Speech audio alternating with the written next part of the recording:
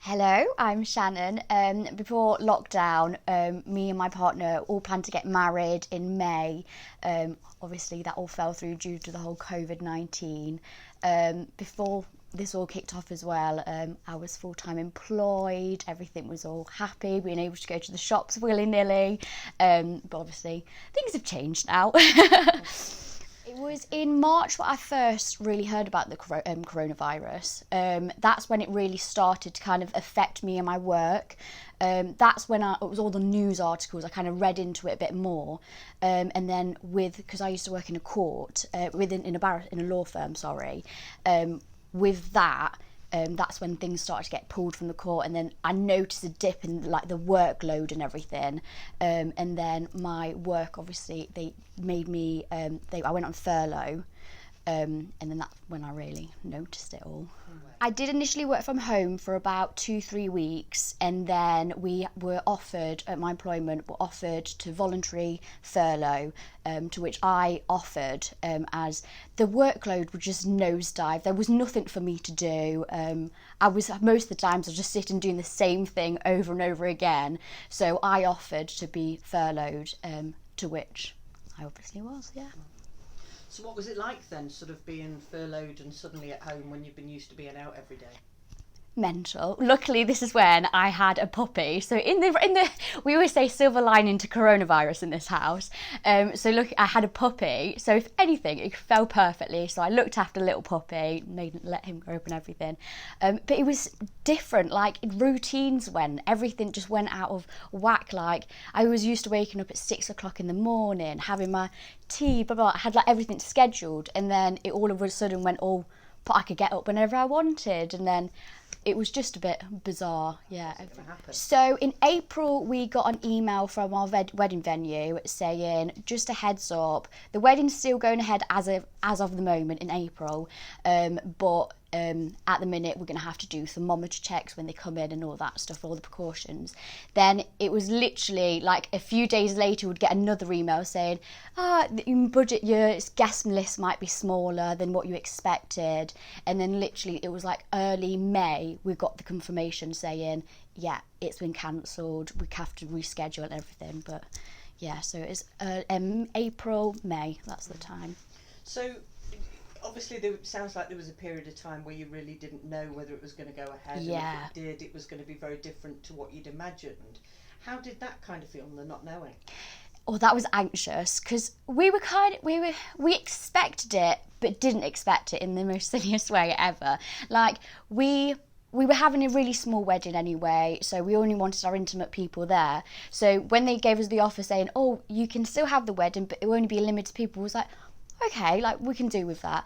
But then as it went on, and obviously they were saying it's not going to happen at all, we were just like, oh, but there's nothing they can do. They were absolutely fabulous. We were one of the really like understanding ones, saying you didn't create COVID-19, what can we do? So we get it. It was just a bit pants, but we got it. So what did you do on the day then that you should have got married? We actually were really cheeseball, and we went to the venue. So we took a date and we had a full day of wedding, what we would like to do, just an us day. So we went to the wedding venue in the morning, sat outside, looked at it. Sat outside, looked at it, and then we just went to like the garden centre and just did stuff that we wanted to do. We spent a lot of money because it was like, this can be our wedding present for our fake wedding. But yeah, we just made it a day for just us two. Had a nice little, we had a takeaway in because she couldn't go out, but it was just a nice little day for us two. Made it special as possible. Did you feel sad? Yeah, well, I did cry when I went to the venue. I must admit, I did have a few tears. It's just because I was looking at it, and it was weird because when we drove down, we were like, we would have been doing this in half an hour. Like we would have, and we just kept saying, we would have been this in half an hour, and we would have been at the ceremony here at this time. So it was bittersweet, and it wasn't the best day anyway, so it was okay. What was the weather like? It was a bit, because we had an outdoor wedding, so it was nice, but I would have been a bit chilly, so. Silver linings. Yeah, I like exactly. That. So when's the wedding sort of planned to go ahead now then? So we've literally just postponed it an entire year. The wedding venue have been absolutely amazing. I couldn't rave enough about them. We've literally just held it. They said that we could kind of do it early if we wanted, but we were just more than happy just to postpone it a whole year, and then so we can get everything back in whack again. Yeah. Do you think there are any benefits to waiting a year? Yeah, I can actually lose some weight this time. Yeah, because, well, we always said we've been engaged for 7 years. Like, we've been together, 7 years. What's another year to it? And maybe just our relationship would grow. That's cheesy, but our relationship will grow. And, yeah, there's no negative to it, I don't think. I'm sure there's not many people think like that. I'm sure there were some bridezillas. Do you know what? That... Right, so our wedding venue, we phoned them and just said, it's fine, don't worry about a thing. And they said that they had some people like horrible, hurling abuse at them, saying you will have the wedding, calling the police on them, as if they could do anything. Honest, it was meant, and they were saying, it was weird because they were saying, thank you for being so like nice about the thing. And I was like, what? There's no other way about it, is there? They didn't create it. It's not their fault, and they were doing everything they could to reschedule it. They were amazing, absolutely amazing. So it's going to do the Maldives. We paid for it all. That was, out of the whole wedding malarkey, the honeymoon was probably the most stressful thing, to be honest. Because the wedding, they were literally cool. Next year, that's fine.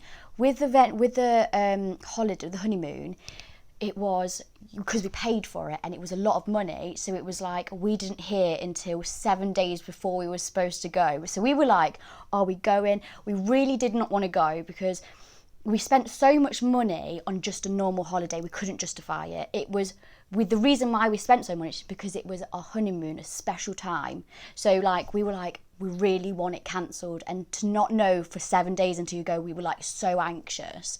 So luckily it got cancelled.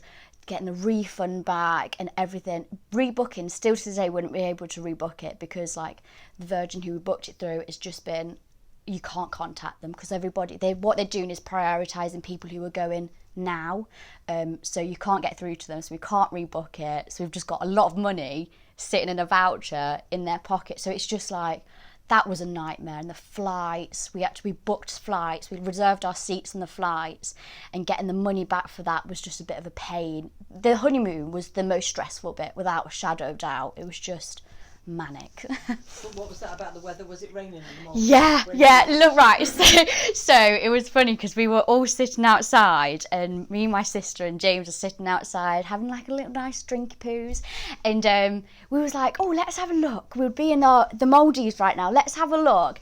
And it was forecast thunderstorms and rain the entire week. I was like, lovely. I planned it. So a silver lining there as well. See, this is it. You've got to be positive. There's always, I believe a lot in fate. Like, whatever happens, happens. That's one of my best friends always says. Whatever happens, happens.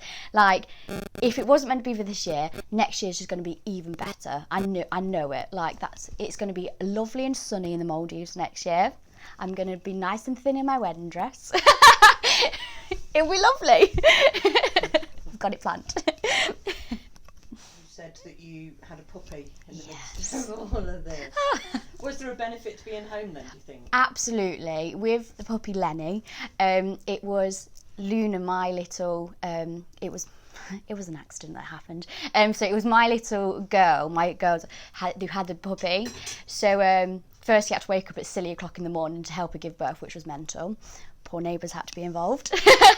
But it was good because I didn't realise how much time and commitment they really needed. That's so naive. Obviously I've had 2 dogs before, but I got them when they were 6 weeks old and they already opened their eyes and they're walking around and relatively potty trained. So just learning all that and cleaning up everything, it was great.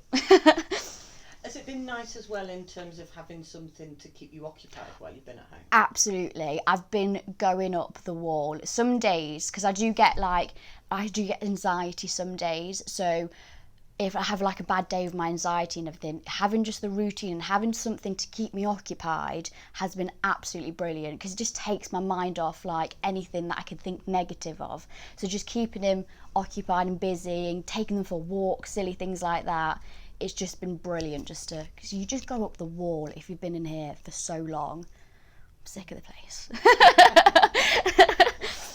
So, I mean, during lockdown, what was it like with James and being at home all the time? It was fine at the start. The thing is, James has worked. He's been lucky enough because he's in the trade. He's been able to work throughout the entire lockdown and everything. So he's been in and out and everything. At the start, it was lovely because it was like a honeymoon period, how everything is. And then, you know, when he was there, like, he's just around a few all the time. But we're okay. The thing is, we're lucky enough to have, like, we're happy with each other's silence. That's what's good about our relationship. We can sit there and I can sit on my iPad. He can watch his golf. He can go and play golf. We're so content with ourselves and so comfortable in our relationship. It doesn't matter if we don't need to be in each other's pockets. So some days I'll go upstairs and watch my chick flicks and he'll sit down here watching all of those manly boxing programs and everything. I know it's horrible. So yeah. Yeah, so there's been no arguments then? Bickers over emptying the dishwasher, emptying the bins. So we've had little bickers over little housework. We've not had like a full-blown argument or anything. Just little, you need to do this. He doesn't do it quick enough. Bodes well for the wedding. Yeah. Yeah. As you said that you'd hoped your relationship would grow. That's a good sign. Yeah. I got made redundant ultimately last month. So that was what was it last month? July. So early August, July, I got made redundant, which was a shock, like, because I was there 5 years, but then again expected because I knew the financial background of the business. I knew how it all worked.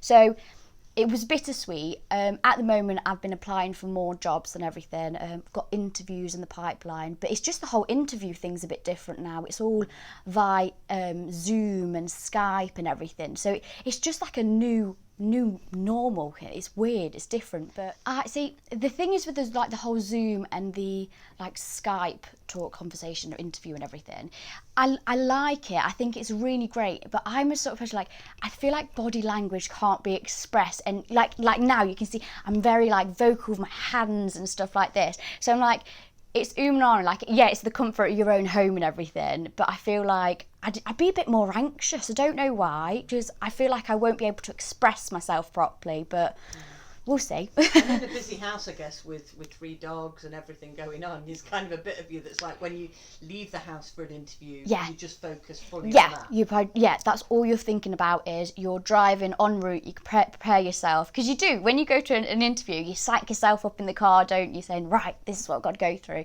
But where you're in home, like I had when I was at my previous workplace, we had like Zoom talks then just to say updates on like furlough and everything.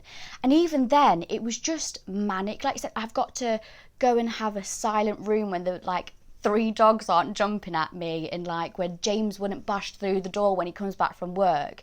It was just weird. Like, it's just that strange situation.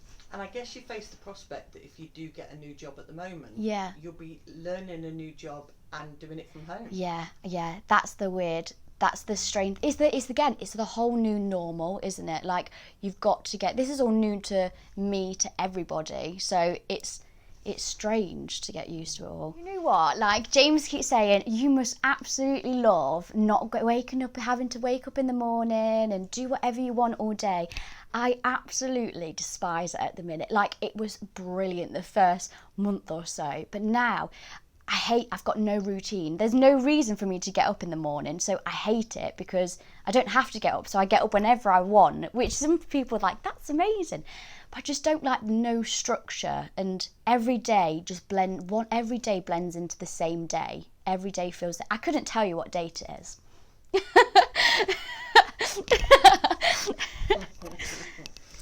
So, do you think there are any positives that have come out of this for you? Yeah, I feel like I'm more confident to be. This is so cheesy. I feel I'm happy with myself now. I'm content with my own, like, being on myself kind of thing, because I'm on my own all the time. So I'm happy by myself, and it's just made you appreciate things like.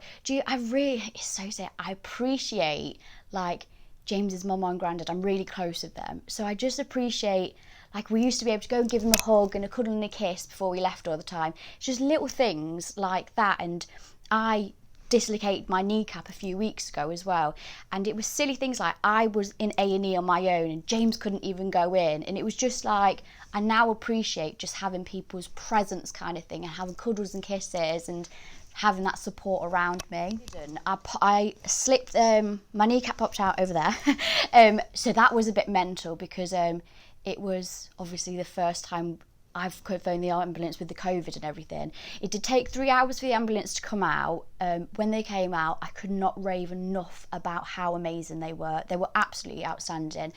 And so I went in the ambulance and everything. You have to wear your face mask in A&E and all that stuff. But like I said, James couldn't go in. So that was a bit like daunting, because I've done it before and I've always had like my dad there and somebody there just like, it's okay, Shan. And I got like high blood pressure and everything. So I was strapped up to all these machines. So I was really like nervous, because obviously hospital is terrifying. But the staff in the hospital, I could not rave enough. I was in and out A&E for an hour. Like, that's unheard of in normal times. But literally, I could not rave enough about how brilliant everything was. It was just James and not having that support, but it didn't go unmissed kind of thing. Oh, the staff went above and beyond. I couldn't believe, like, the thing is, like I said, I was in and out in an hour, and that's like, oh my God, I got the amount of care that I got in that space of an hour, and I must have seen about 3 or 4 different people, and I was not rushed. They went through everything with me. I could not rave enough about them. The ambulance chaps were just fabulous. I can't rave enough about it. I'd pop my kneecap out just to see them again. Joking. I spoke to somebody else that had been in hospital, and she started in A&E and obviously saw a lot of staff and stuff, and she said there wasn't a single point at which any of them behaved like we were in the middle of a pandemic. You honestly would not believe it. The only thing that's different is partners can't come in, obviously. It's just one part, like, you just got to go in yourself, and you have to wear face masks. That is the only thing that's different. The care that you get, amazing, absolutely, that's outstanding. There's nothing missed at all. Because like I said, I've done it before, and I feel like it's better. Like, it wasn't, you could see they were kind of rushed and like but they were just the way that they treated you, as if there was no other patients at all. And there's people there that was worse condition. I just had a dicky knee, and they were just treating me as if, they were just brilliant, honestly, absolutely outstanding. Like you said, it's like, if you put it all into perspective, Shannon, you got a new pup, you dislocated your knee, your wedding didn't go ahead, you were furloughed, and now you've been made redundant. Yeah. You said you kind of, with your mental health and everything, and you've kind of had to be quite on it with that. It's been a bloody big year. It's been, I would say it's been a bit of a pants year, but I'm a sort of person, I'm like, there's no point in mourning about it. It's done, you can't change it. And my dad's always said, why try controlling things you can't control? And that's one of the things that always sticks with me. And it's true, like, I popped my kneecap out. It didn't mean to happen, but it didn't stop me. The wedding didn't go ahead. Fine, it just go another year. And I'm made redundant. That's fine, I'll find a new job. There's plenty of jobs out there. There's no point in being negative and down the dumps, because you're only going to affect your own mental health with it at the end of the day. Thank you. I think it's going to be our old normal is in the past. There's going to be a new normal, and to be honest, I'm liking the little things. I like the little things like nipping down to Tesco's and the structure of like queuing up and everything. Everyone hates it and everyone moans.